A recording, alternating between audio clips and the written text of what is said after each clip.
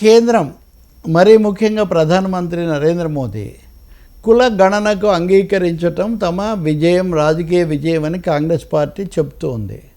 నిజంగానే కాంగ్రెస్ పార్టీ వాళ్ళ ప్రభుత్వం ఉన్నటువంటి తెలంగాణలో కులగణన పూర్తి చేసింది. అంతకుముందు నితీష్ కుమార్ కూడా వీళ్ళతో కలిసి ఉన్నప్పుడు, ఆర్జేడీతో కలిసి ఉన్నప్పుడు వాళ్ళు అక్కడ కూడా చేశారు. కాబట్టి కాంగ్రెస్ కానీ ఇతర లౌకిక పార్టీలు కానీ కులగణన చేయాలి, ముఖ్యంగా వెనకబడిన కులాల గురించి తెలుసుకోవడానికి కులగణన చేయాలని చాలా కాలంగా ఈ కోరిక ఉంది. కాంగ్రెస్ కూడా కొంచెం ఆలస్యంగా అంగీకరించింది. నిజానికి ఎప్పటి నుంచో దేశంలో ఉన్నటువంటి అన్ని పార్టీలు, అది బీఎస్పీ లాంటివి కానీ, వామపక్షాలు కానీ, ఇంకా చాలా పార్టీలు కానీ, ఒక బీజేపీ మాత్రం కుల గణన అనేదాన్ని వ్యతిరేకిస్తూ వచ్చింది. మాట్లాడితే మతాల వారీగా లెక్కలు తీయాలనే బీజేపీ కులాల వారీగా వెనకబడిన కులాల వాళ్ళు ఎంతమంది ఉన్నారు, ఎస్సీ ఎస్టీలు ఎంతమంది ఉన్నారు, ఈ వివరాలు తీయడానికి ఎందుకు అడ్డుపడాలి అంటే దీంట్లో రహస్యం, వ్యూహం ఒక్కటే.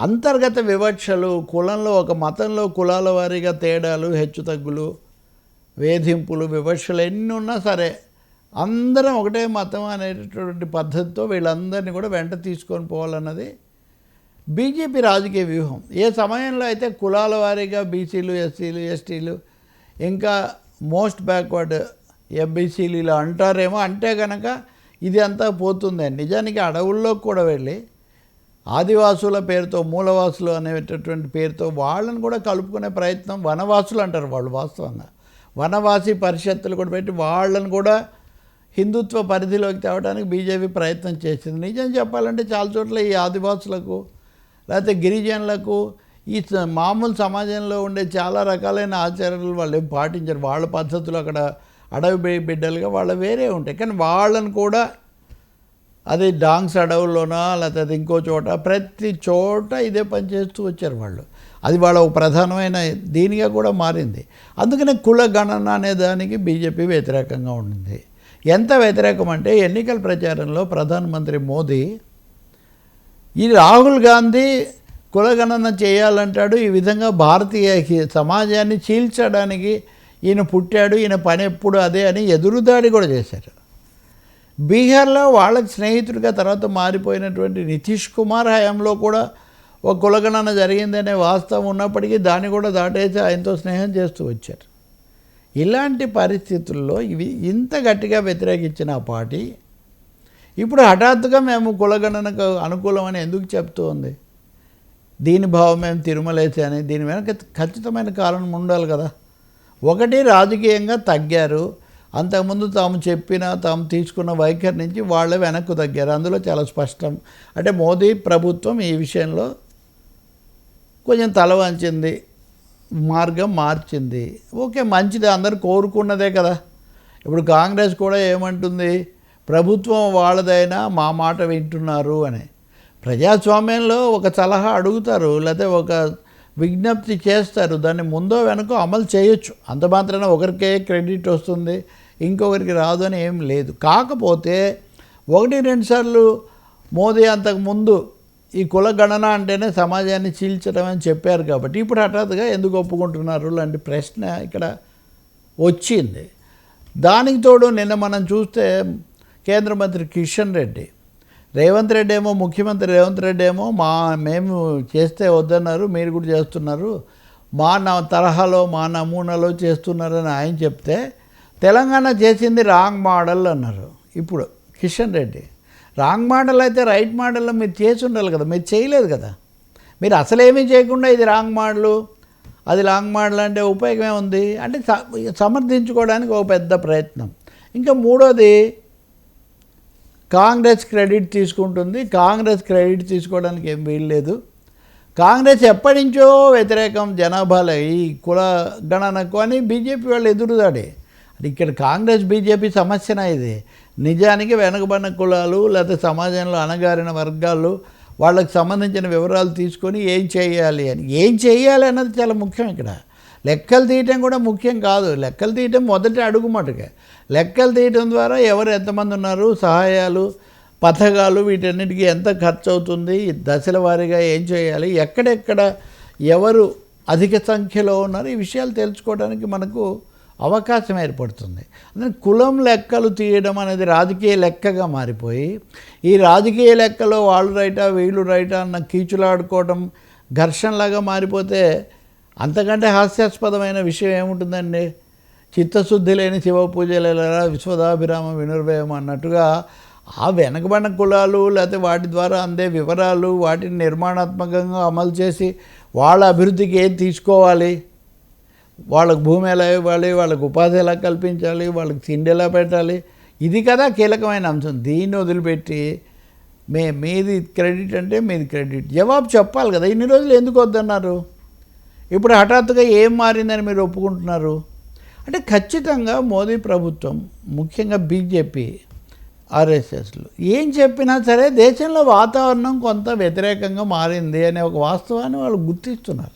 2024 ఎన్నికల్లో పూర్తి మెజారిటీ రాలేదు మోదీకి లేదా బీజేపీకి స్వయంగా. ఇతరుల మీద ఆధారపడి ఇప్పుడు ప్రభుత్వంలోకి రావాల్సిన పరిస్థితి వాళ్ళకి ఏర్పడింది.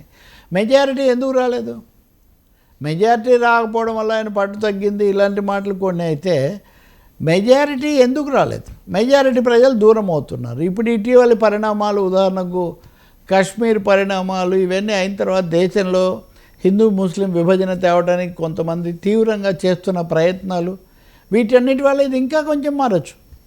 కాబట్టి కొత్త శక్తుల మద్దతు లేకపోతే భవిష్యత్తులో వచ్చే కీలకమైన బీహార్ ఎన్నికలు, యూపీ ఎన్నికలు, గుజరాత్, బెంగాల్, కేరళ అన్నీ చాలా కీలకమైన రాష్ట్రాలు, వీటిని ఎదుర్కోవడం కష్టం అనే ఒక ఆందోళన, కొంత వాస్తవికమైన భయం కేంద్రానికి పట్టుకుంది. అందుకే ఇప్పుడు హఠాత్తుగా ఈ కుల గణన అనేది నిజానికి రాజకీయ గణన. ఈ కులాల లెక్కలు తీయటం అన్నది రాజకీయ లెక్కలు ముందుగా తీసి మనం కొత్త సోషల్ ఫోర్సెస్ను, సామాజిక వర్గాలను, తరగతులను మన వైపు తిప్పుకుంటే తప్ప ఇది జరగదు అని. ఖచ్చితంగా ఉత్తరప్రదేశ్లో కానీ మొన్న లోక్సభ ఎన్నికల్లో బాగా దెబ్బతిన్నారు వాళ్ళు. బీహార్ విషయానికి వస్తే వెనకబడిన తరగతులు అన్నది అక్కడ ఒక అతి కీలకమైన ఒక సున్నితమైన అంశం. ఇప్పుడు సంఘ పరివారు వాళ్ళ నేపథ్యం, అనువాదం, లేకపోతే వర్ణాశ్రమ ధర్మాలు ఇవన్నీ చెప్పినప్పుడు తప్పకుండా ఆ వర్గాల వాళ్ళకి దూరం అవుతాయి. అదే మాట ప్రతిపక్షాలు కూడా చెప్తాయి. దానికి తోడు వ్యతిరేకిస్తున్నారు అన్నప్పుడు దాన్ని భరించాల్సి వస్తుంది. సో ఈ నేపథ్యంలోనే ఇటు ఒకవైపు ఈ ఘటనల నేపథ్యంలో దేశంలో ఒక ఉద్రిక్తత ఇవన్నీ ఏర్పడి ఉన్న పరిస్థితుల్లోనే ఈ కుల గణన అనేదాన్ని కూడా ముందుకు తేవటం అన్నది దేశంలో తమకు కొంచెం రాజకీయంగా అనుకూలమైన అంశంగా మారుతుంది. పైగా బీహార్లో ఇదివరకే జరిగి ఉన్నటువంటి నేపథ్యంలో కూడా అది నితీష్ కుమార్ కూడా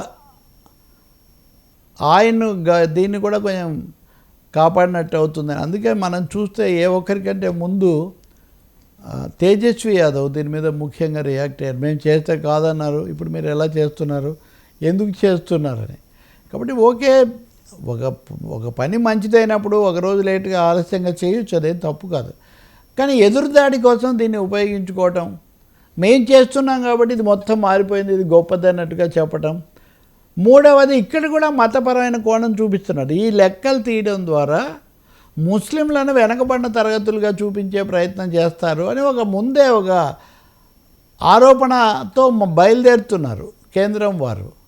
ఖచ్చితంగా కొన్ని వెనకబడిన కులాలు ముస్లింలుగా మారినప్పటికీ వాళ్ళు వెనకబడిన కులాలుగా వాళ్ళకు ఉండేది ఉంటుంది. తాజాగా ఆంధ్రప్రదేశ్ హైకోర్టు ఎస్సీలు కనుక క్రిస్టియానిటీ తీసుకుంటే వాళ్ళకి ఇది వర్తించదు, ఎస్సీ హోదాను తీర్పు చెప్పింది. ఇది చాలా ఆందోళనకరమైంది. ఎందుకంటే వెనకబడిన తరగతులు, దళిత వర్గాలు వాళ్ళు మతం మారితే వాళ్ళ సామాజిక ప్రతిపత్తి, సామాజిక హోదా ఎందుకు మారుతుంది? రాజ్యాంగం వాళ్ళకి ఇచ్చినటువంటి హక్కులని ఎందుకు రద్దయిపోతాయి? రాజ్యాంగం మతపరమైన తేడాలు చూపించవద్దు అని చెప్తున్నప్పుడు వాళ్ళు మతం మారారు కాబట్టి అంతకుముందు వాళ్ళు ఉన్న వెనకబాటుతనము, అంతకుముందు వాళ్ళు ఎదుర్కొన్న వివక్షత అన్నీ అదృశ్యమైపోతాయా? కాబట్టి కులగణన చేయటం ఎంత అవసరమో దీన్ని రాజకీయాలతో, మత రాజకీయాలతో ముడిపెట్టకుండా ఉండటము. మూడవది, దీని కొనసాగింపుగా తీసుకోవాల్సిన సమగ్రమైన సామాజిక ఆర్థిక కార్యక్రమాలు ఏమిటి అన్నది ఆలోచించటము. ఇవి రెండు చాలా ముఖ్యమైన విషయాలు అవుతాయి. దీన్ని కాంగ్రెస్, బీజేపీ పంచాయతీలాగా మార్చుకోవడం వల్ల ఏమీ ఉపయోగం లేదు. ఇదివరకు వ్యతిరేకించిన బీజేపీ, మోదీ ఇప్పుడు అంగీకరించారనేది అవునన్నా కాదన్నా ఒక వాస్తవం.